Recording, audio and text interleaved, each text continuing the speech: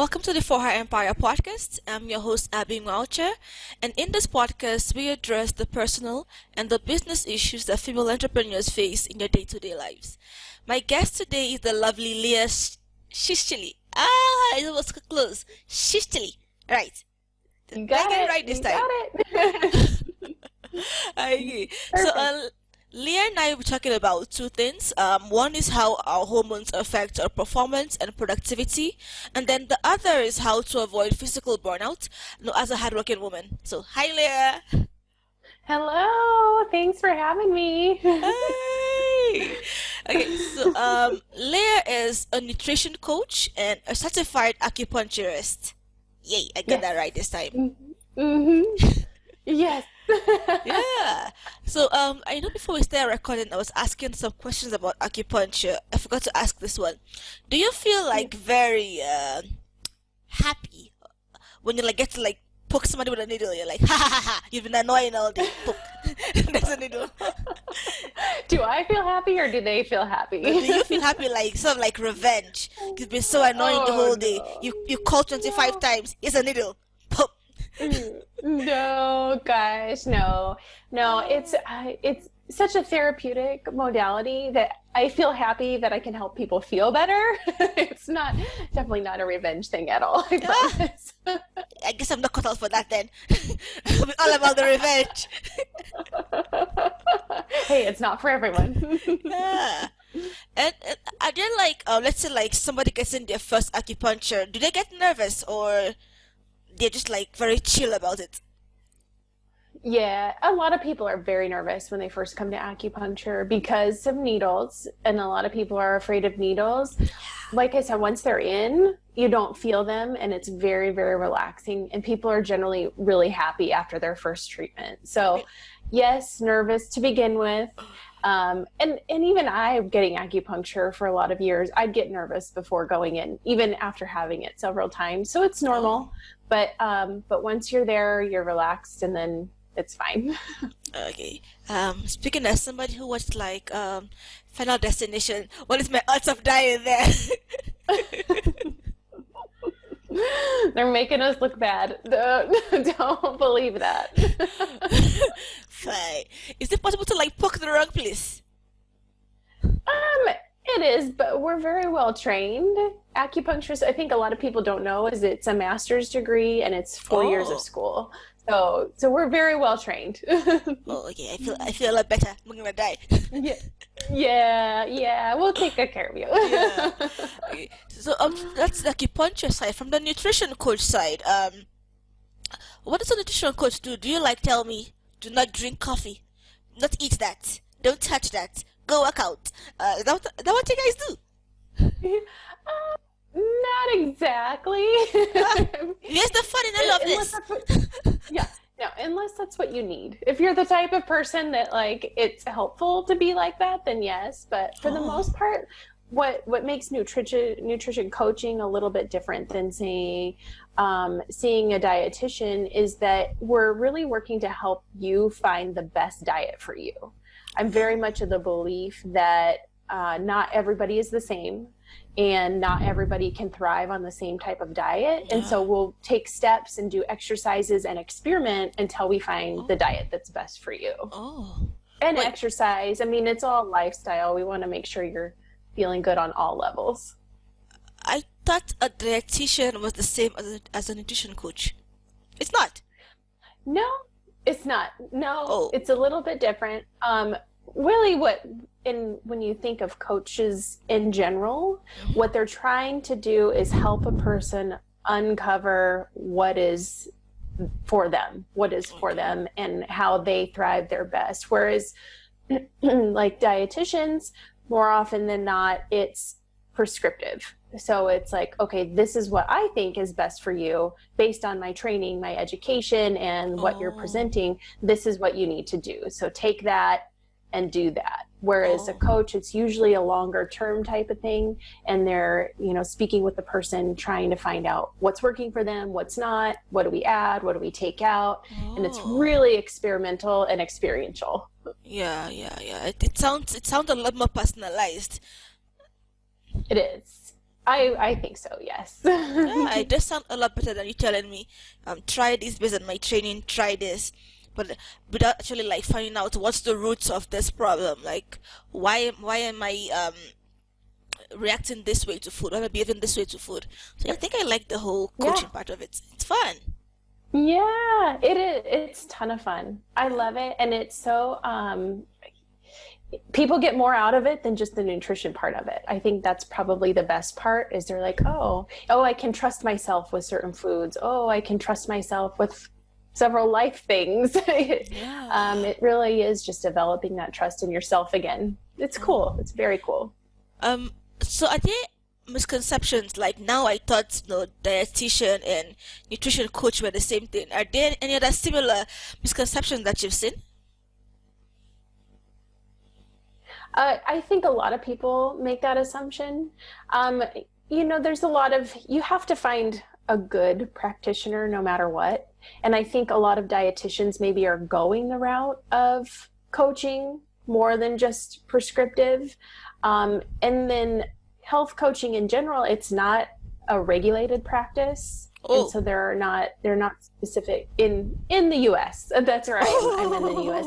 And so in most states it's not a regulated practice, so technically anybody could call themselves a health coach. Now there are of course training programs that people go through, so you want to make sure that you're looking for someone who's certified. Yes. Whereas dietitians, they do have very rigorous training, degree requirements, and licensing requirements in the different states. And I'm not sure, obviously, what it's like where you are, but I think that's pretty typical in most countries. Okay.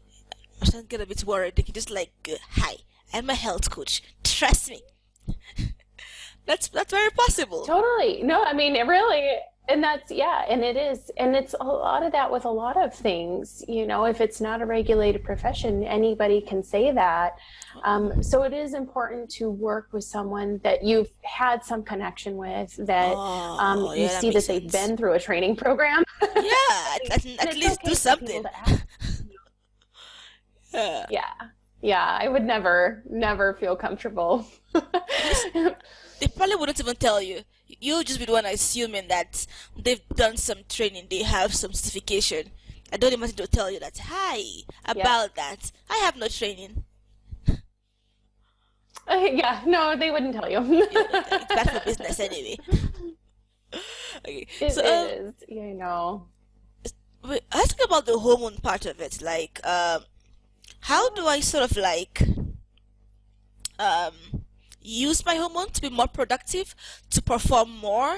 How do I like manipulate my hormones? I guess. Like, how do I work around that? Yeah. Yeah.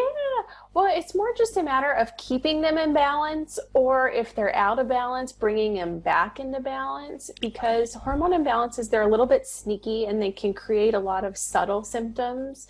But a lot of times women and especially as we enter our late 30s, early 40s, things just kind of start to change, and it's stuff that's out of the blue. All of a sudden we're feeling really tired or really anxious or really like weepy, you cry over any little thing, or just not feeling like yourself.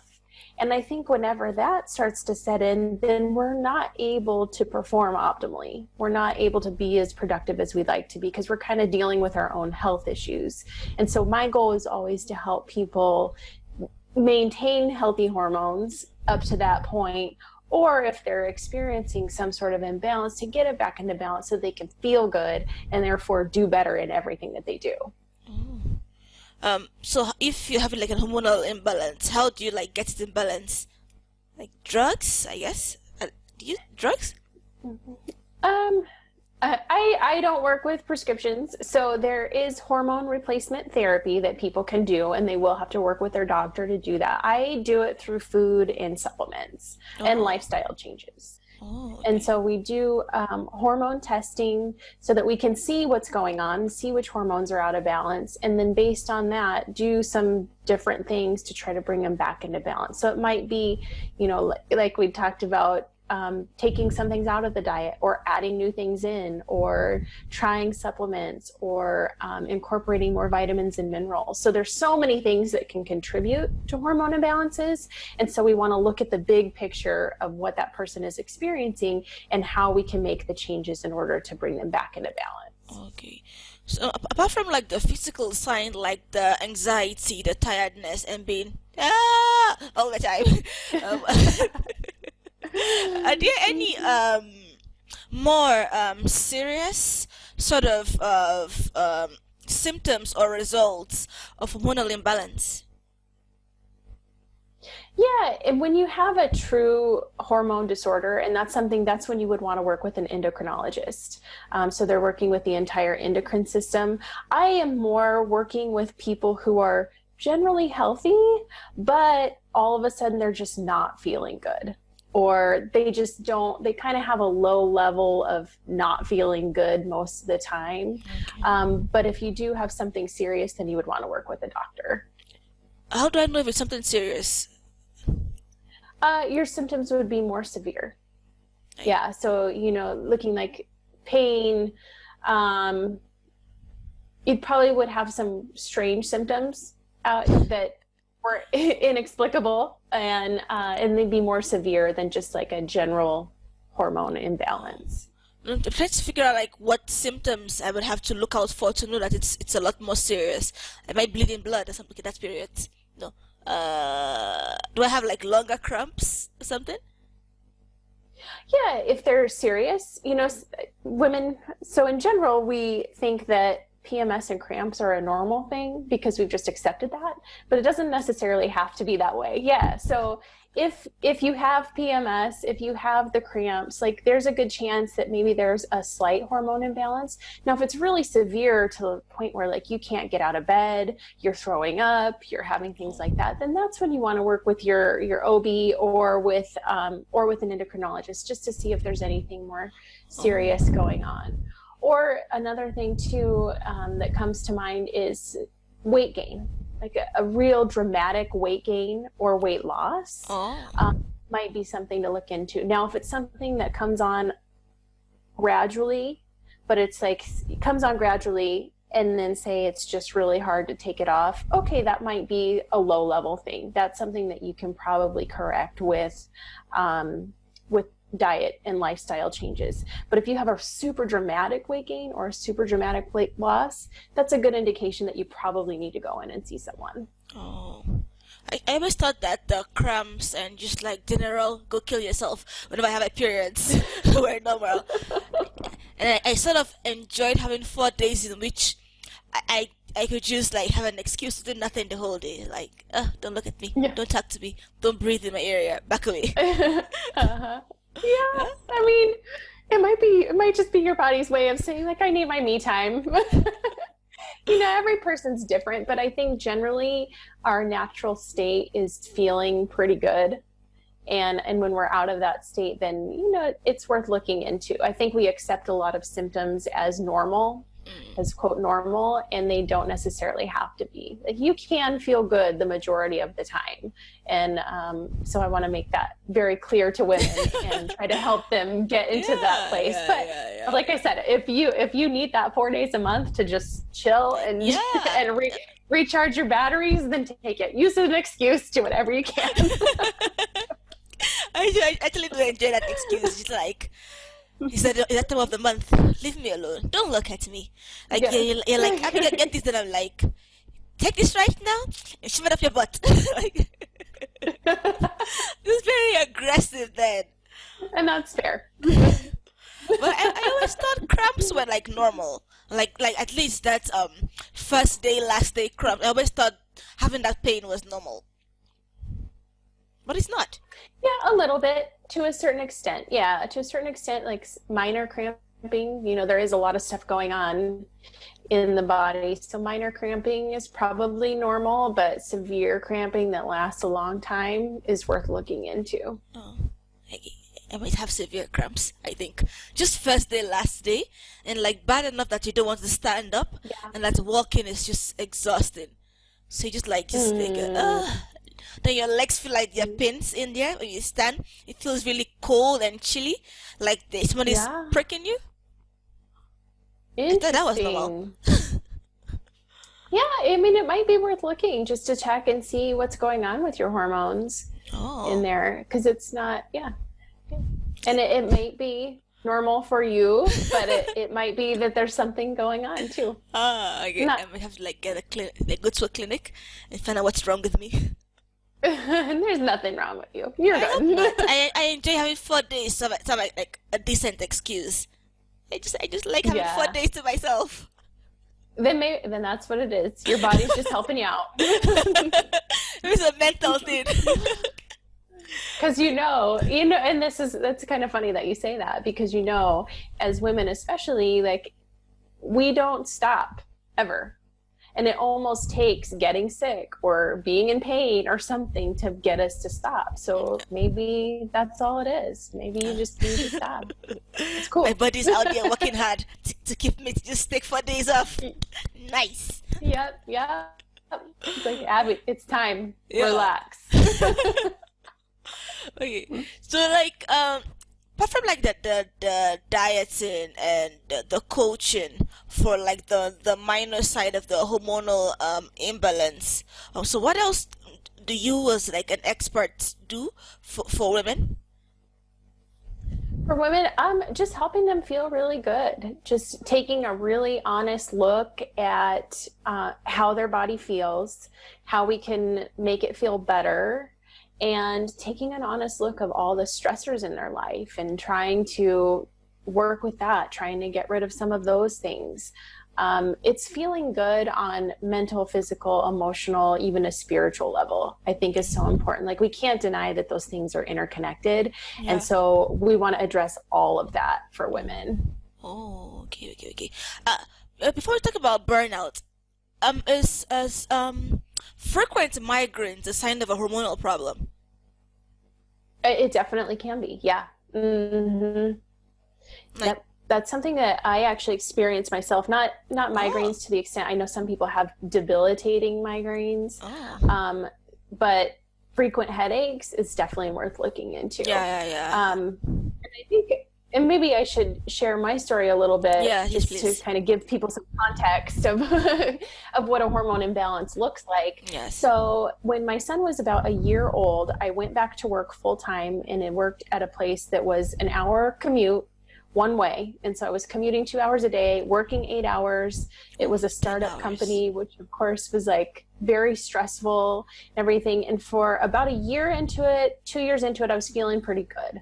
And then 2.5, 3 years into it, I started getting all these weird symptoms. So I would get like brain fog. I was super tired, but of course I was a newish mom and busy. So I was just like, oh, that's just my life now. Yeah. Headaches, fatigue. I would just have kind of like a low level pain.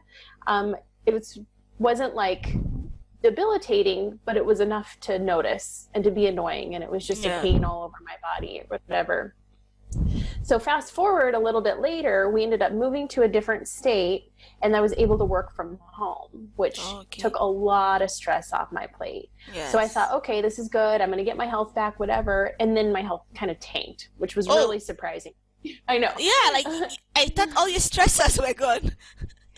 And that's what's interesting about it. So I got sick about 8 times in 1 year. So it started as really bad allergies, which I'd never had before either. So I'd get really bad allergies that would morph into a sinus infection. That happened about 8 times in 1 year, and just feeling like general crap basically that whole time. So knowing what I know now, I understand why that happened. And so basically when you're in periods of high stress, your body's adapting to that, and you've got your cortisol, which is your stress hormone, and that's going. So it's anti-inflammatory. It kind of suppresses immune system, and it shuts down all other functions that it doesn't deem necessary at that time. Well, when your cortisol is really, really high, you actually feel pretty good because you're you're not as inflamed because of the cortisol is helping to keep that down. You don't get sick as often because the cortisol is suppressing your immune system. Well, guess what happened is that once I was out of the high stress, my cortisol tanked. And so it was then too low. So we want it to be happy medium. We don't want cortisol to be too high because it can be damaging. We don't want it to be too low because it's essentially your get up and go. And if you don't have it, then you're going to be super, super tired. So when I went and I was out of the stress, I had nothing to push that cortisol back up. So it was super, super low. Well, now my immune system started working again, which is good. So I got sick all the time. The symptoms came and it wasn't. How?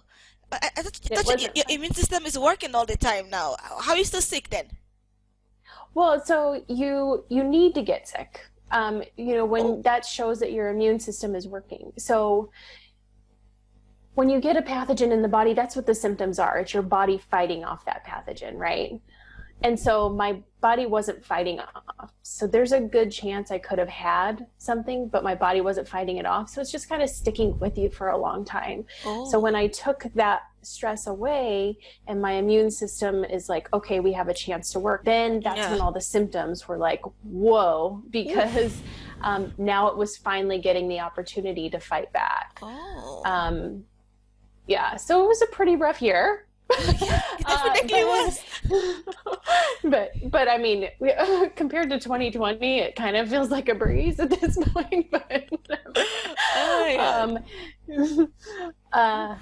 But yeah, so I ended up seeing a doctor, ended up seeing a functional medicine specialist, and took a look. My hormones were really out of whack, and I had a lot of nutrient deficiencies. And so we were able to work on fixing those things, and it really helped quite a bit.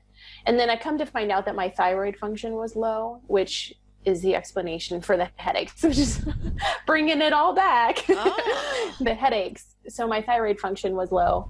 And I actually just retested my hormones very recently, and they're still not quite back to where they need to be, but I feel so much better than I did. So I'm kind of on the road to recovery. So I think a big important thing, thanks.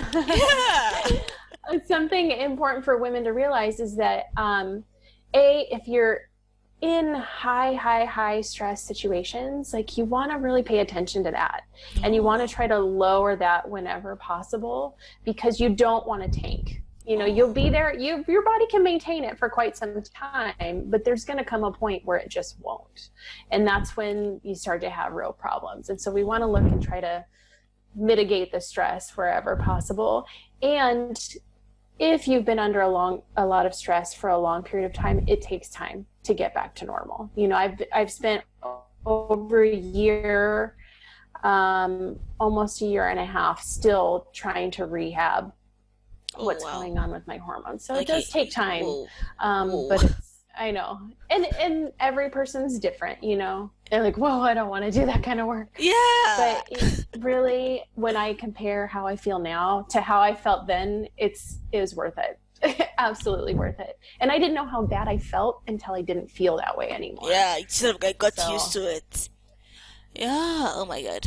I might actually have to go do the hormonal test now, because I have migraines every month. Yeah. And then they get so bad, like I get sensitive to lights, everything is too bright or too loud, or smells are too sharp.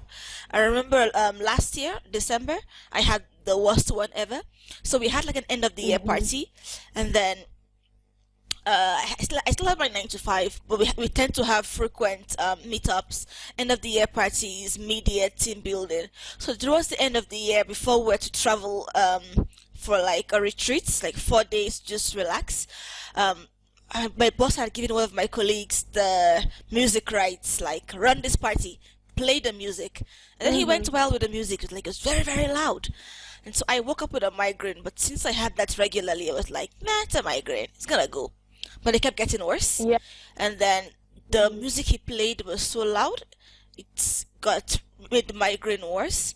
And then our cook was cooking, and then I could smell the tiniest spice, so that did not help either. It was in the middle of the day, so it was bright. That did not help either. So it was terrible. So I ate, because everyone else was eating, but I couldn't eat much. I just had fruits. But it's just the light, the sound, the smell bombarded me. I had to throw up. I had taken an Uber home. It was like, stop. Do you have a bag? It's like, no. So I just opened the door and like, gah! Threw up Oh everything. no. Yeah. Then I passed out after throwing up, and then I woke up and like, oh, I'm almost home. Oh my Yeah, goodness. yeah. So Wow. yeah, but I had gotten used to getting migraines. Like I had one since we had the lockdown. That was March. I had one in February. So I was Hmm. working home with a colleague. I also stay far away from the office. So but they know I have migraines frequently. So I'll just like hold your hand as you're walking home. So you just sort of like guide me because then the Yeah. lights and the cars beeping and all that and you flashing your lights and that was not helping out. So I would just close my Yeah. eyes and then you just guide me to where the bus station is. I could just go home.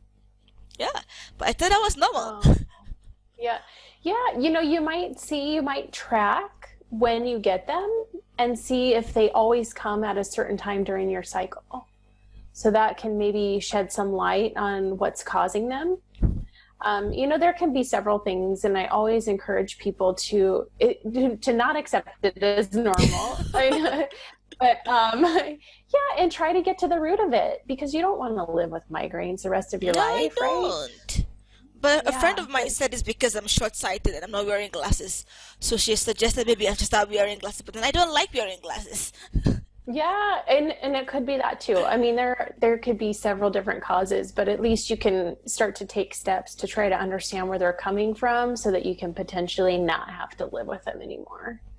I know, I don't want migraines. I want to eat. No, no. First. Ah. Okay, we've talked a bit about my problems.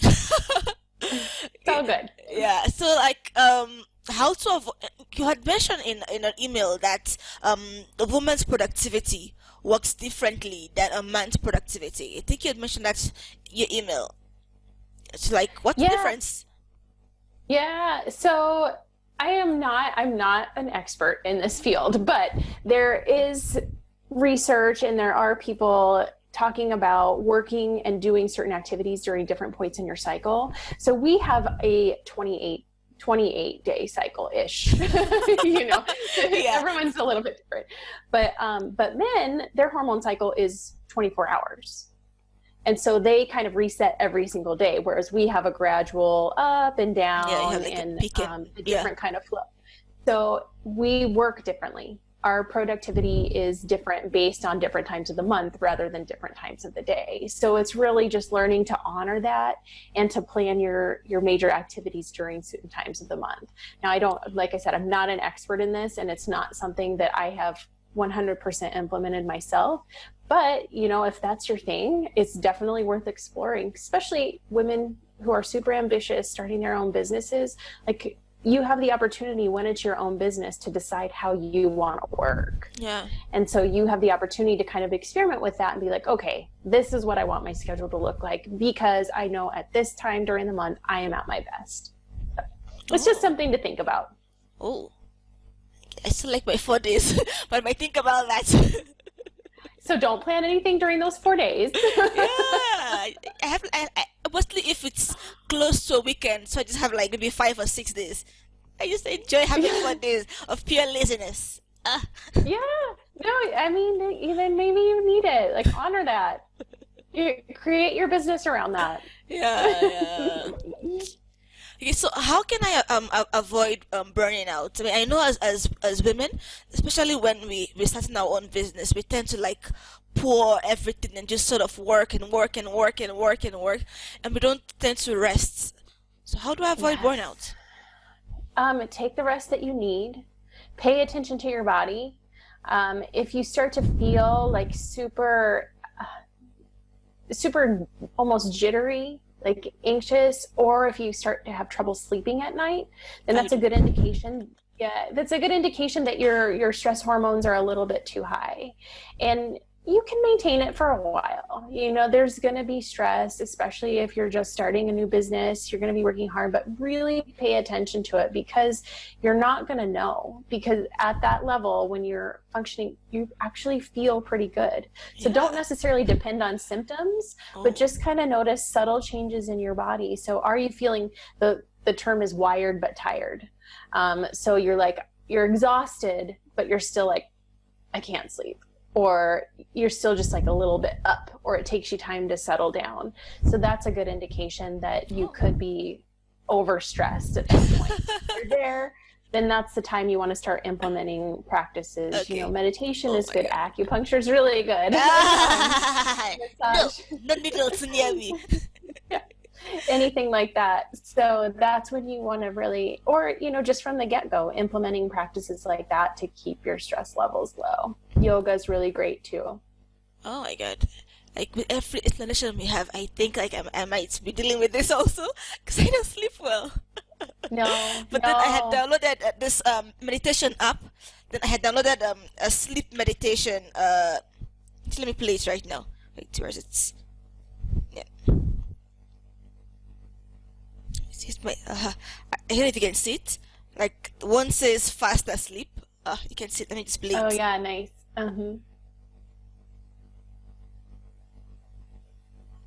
Muted. Welcome. Can you hear it? Uh, Let my voice carry with it a deep yeah. relaxation. I remember it's 6:30 where I am. I don't need to hear that right now. Yeah. So I have three different sleep meditation. One is 5 minutes long. One is wait, let me filter by downloaded. One is 14 minutes long, a male voice. One is 5 minutes long. One is 29 minutes long. Oh yeah. No, it's good. Those things are great. Yeah, whatever it Yeah. takes. Sleep is one of the best things you can do for your health. So really just making sleep a priority can do wonders for people. So I always, always encourage that. Yeah, but it's not that easy to sleep though. Like I tend to give myself 8 hours every night to sleep, but I feel like I only Good. sleep for like five because like it's Yeah. playing and I hear when it stops playing. Yeah. Yeah. Then I had tried the calming sounds. It was not calming. The one with the Was rain not and the common. ocean. Except I Yeah. could hear the freaking ocean. Like shh. That did not help. Yes, nothing is working so far. And I have tried yoga, but I have back pain from going to the gym, so that did not help out either. I just meant I couldn't bend as much as I wanted to. So Yeah. I can't sleep. Yeah, it takes a consistent practice, and you know, you just have to be aware of what you're doing before bedtime. You want to kind of set yourself up for successful sleep. YouTube So, videos? you know, getting rid of screens, YouTube videos, anything on a phone or on an iPad or a computer is terrible for your sleep late at night. So you want to like get rid of that. Okay. You know, stop it at 7 or 7:30. So that's a Ah, good thing because the blue light messes with your ability to sleep. Your body thinks that it's the oh, day. Your body is very in tune, as it should be, very in tune with the rhythms of nature. So you know you're up with the sun, down with the sun. We're not. We're surrounded by artificial light, artificial yes. air. Everything is climate controlled, everything like that. So we're not really on that rhythm, and so the blue light from the devices messes with that rhythm even further. Because your body thinks it's sunlight, it's bright, it's during the day, and so it can mess with that rhythm too. So I mean, there's a lot to it, Well, I obviously. just realized I have to cut out YouTube an hour before sleeping. Oh, Yeah, I gotta try but that do and it's see. the best thing you can do for your health. I mean, Uh, yeah, Chinese medicine, which acupuncture is rooted in, obviously, is very much about living in tune with nature and trying to be as close to that as possible, and that's what keeps a person healthy. oh. You're very all about like the natural healing and all that, are you? Yeah, absolutely, Oh, how did you get absolutely. into that? Um, it was kind of just a natural progression. I started doing yoga when I was in college, and then through that, just got exposed to a lot of other really cool things, and then started seeking out acupuncture, got that, and then did the nutrition as part of that program as well. So, yeah, it's just, I don't, you know, it was a calling, I guess, probably more than anything. Yeah, yeah. I think I'm like the opposite of somebody who's bound in nature. Like I remember before this whole work from home thing, I would not go out to eat with my colleagues for lunch because the sun was so bright, and I was like, no, it's so bright. Oh my goodness. So I would stay in my office and just like close the door, like close the window, like they're like, "Abby, go out." I'm like, you know, I'm gonna go blind. Oh my gosh, you need that sunlight. You gotta get outside. Yeah. It's so Yeah, important. like the worst part is that I enjoyed eating from the office, so I could be watching a YouTube video, like a funny video, while eating at the same time. Ah, Okay, Abby, your assignments are you need to go outside more and you need to get better sleep, okay? You'll probably fix your migraines just with those two things alone. I'm gonna try that and see if it works out. Because the sun is so bright, like, doesn't it be that bright? Yeah, it's supposed to be. Nobody needs all that much light. Mhm. Oh, it's too much. Ugh, I need to go out more. I go out once. I went out. I went out yesterday. Aha, I went out yesterday. That should be fine. Oh, you need to go out every day. How many minutes? Like 5 minutes, 10 minutes, 3 minutes? No, as much as you can, as many minutes as you can. I know, and I'm not. I say that, and I probably don't get outside as much as I need to, especially it's hot in the summer right now. But it's important. You got to be in the rhythms of nature. You'll feel better. I might try that. I'll need to go out. I don't feel like cooking, so I might go out for like 5 minutes to go buy food. Ha! Sunlight. Just do what you can. Start small. Yeah, but I think I would like to try this to see if I can, in fact, stay 1 hour before sleeping without like YouTube and cool. Let's see if I can do Yeah, that. I mean, I'm not sure I that's can good. because like even if I end the YouTube, I still have to do like I'm taking the Duolingo Japanese class. Oh So yeah. even if I put off my phone, I will still like take the Duolingo class. I do like a daily Bible plan, so I have to do that on my phone. So yeah, it's like I might put off the laptop, but then the phone will be on. Yeah, you could do. They have the glasses that you can wear that blocks the blue light, so you They could do? probably do that too. Yeah, there's some Oh, you can get them. Yeah, they're I just look for blue light blocking glasses, oh. and you can wear those while you do it. It's helpful. I still think just not doing it is the best because it's no matter what, it's stimulation. Whether it's from the light, whether it's from the videos that you're watching, it's like an extra stimulation that's going to keep your body alert and going. So you can not do it. Like reading would be a better option. Um, but you have to do what works for you. And if it's just a matter of doing the glasses, like it's a good start. I know the phone has like that yellow light. Does that replace the glasses?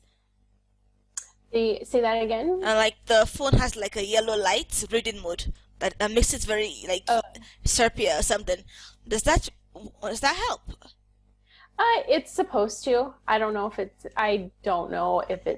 Yeah, it just makes things a great. lot I more don't know if annoying. it's the best, but yeah, it is helpful. It's at least a It, little bit helpful. yeah, it makes looking at your phone like very boring. It's not colorful anymore. Oh my gosh, too funny. I The know. small sacrifices you got to make for your Yeah, I health, know. I'm right? gonna try. I'm gonna try. Like I know I put my alarm at 10 p.m. so I can wake up at 7 o'clock, like a nine Yeah, hour sleeping time. But I yeah, know I'm not good. gonna sleep for 9 hours. I probably fall asleep at midnight. I think maybe if I can. So I stopped watching video at 9 o'clock. I give myself 9 to 10. What will I do for That's 1 hour? doable. What will I do for 1 hour? It's doable. You can do it. Yeah, but like 9 to 10, what will I be doing? You can read, you can just relax, drink some tea, meditate, do yoga, lots of things. Doesn't sound very fun. Doesn't sound It's your very health, fun. Abby. It's I your health. know. I want fewer migraines. They're getting worse. Well, I don't know if it's worse or Yeah. better. It's like this sudden migraine, like very like a pinprick that just comes very hmm intense for like a few seconds to a minute, then it disappears. At least it doesn't Yeah. last hours anymore. That's better, isn't it? Well, yeah, I I would think so. think so. I think that's better than lasting hours. Yeah. It just like hits you out of nowhere. Like in a minute it's Mm. done. But it happens like maybe 3 or 4 times a day. Ooh, Just like random migraines. At least it's shorter. Progress. that's good. Oh, here comes my son. Hi. It Hi. should be on the counter, buddy. Yeah. I can remove that part in the video. Oh, it's fine. I Yeah. know. I've done several podcasts where he's made cameos, so it's okay. Yeah. Oh, okay. Okay. He's a celebrity now. Next thing you know, he's starting his own TikTok channel or YouTube channel. Yeah, right. And you'll be watching his videos when you're Yes, supposed like to be sleeping. that was him. I launched him to his startup. I was there. I'm just so gone. I'll make you some more in a minute, buddy. Well, I guess I'll make it. I'll make it myself because I'm good at it. Okay, sounds good. Okay, I'll make it. Let's see how his effort turns out. Yes, yes. Yeah. Ooh. So more about how to avoid physical burnouts. Any more tips? Yeah, just being aware of it, number one, really focusing on getting good sleep, and incorporating stress reduction activities. And just finding the one that works for you. So, for some people it's exercise or yoga, meditation, acupuncture, massage. Like there's so many different things that you can do. So finding the stress reduction tool that works really well for you. Oh. Do you have to track down to see when do I feel stressed? What worked? Is there a diary of sorts you have to keep? It wouldn't hurt. And there's probably an app for that. I don't know. But yeah, it wouldn't hurt. It's a good way to, it's a journey of self-exploration, really. It's just finding the things that are best for you. And it could be and food is a big thing too, to help avoid burnout, eating really healthy food, lots of fruits and vegetables, staying away from sugar, a lot of stimulants. I love coffee. I drink coffee. I drink it every day, but keeping the coffee in the morning only, so it's in the natural rhythms of your cortisol path. So those are some things. Yeah, there's a lot that you can do. I think it's really just acknowledging it first and then taking steps to make changes to really notice how those changes are working for you. So from the nutrition part, because you just mentioned food right now, you said avoid taking sugar and maybe keep your coffee to just morning, since it goes in a natural cycle. Are there any other nutrition or food related tips that you can give us? Yeah, eat food as close to nature as possible. So, fresh fruits and vegetables, getting high quality meat if you are a meat eater, making sure that it's What's high quality meat? Yeah, just things that they don't have added chemicals, hormones, or colors or anything like that. So just as close to it came from the animal and you're there. Yes, yeah. Exactly. And that really is your best bet. Anytime you're eating, if you just keep that in mind, keep it as close to the source as possible, you're going to do wonders for your health. Okay. So you're an acupuncturist and you're a nutrition coach. So if someone wants to work with you, how do they contact you? How do they reach you? Yeah, so my website is leahchischilly.com. And I'm on several social media channels as well. So that's probably the best thing. You can reach out there. I do free consultations just to kind of make sure that it's a good fit for both of us, and to know if I can really help a person. I don't ever want to take someone on that is either beyond my scope or that I don't think that I can help. Okay. So your website is the best place to reach you. Yes, definitely. Okay. And then for your coaching, do you? I know for the acupuncturist part, it's probably be within your physical location, but for the coaching, is it limited to a particular location or it's more virtual, so anywhere in the world? Yeah, I can do virtual anywhere in the world.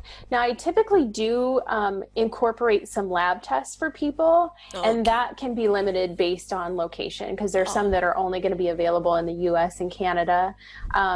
But as far as lifestyle and nutrition coaching, I can do that with anybody, anywhere. Okay. But for more information, they go to your website, leahchischilly.com. Perfect. Yay! So anything else you want to ask us, or any tips you want to add, or any just extra details about you want to include? No, this has been so fun. I'm just really glad to be here. I hope that it's helpful. Yeah, it is. I learned that I need to take care of myself a lot more. Good. Yes, do. Yeah, I might have a very unhealthy lifestyle. I don't like the sun. I stay up a lot. I'm always on my phone or my computer. You're probably not the only one. Yeah. Oh my god. Have like the most unhealthy lifestyle possible. Wow, I need to change. I need to change.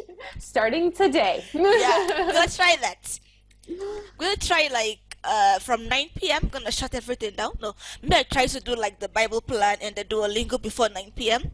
Maybe Yeah. I don't know, play the meditation from 9 and see if I can actually fall asleep without. Yeah, let's see. It'll be fun. Yeah, exactly. I love that approach. Good. Yeah. Oh my god, this is nice having you.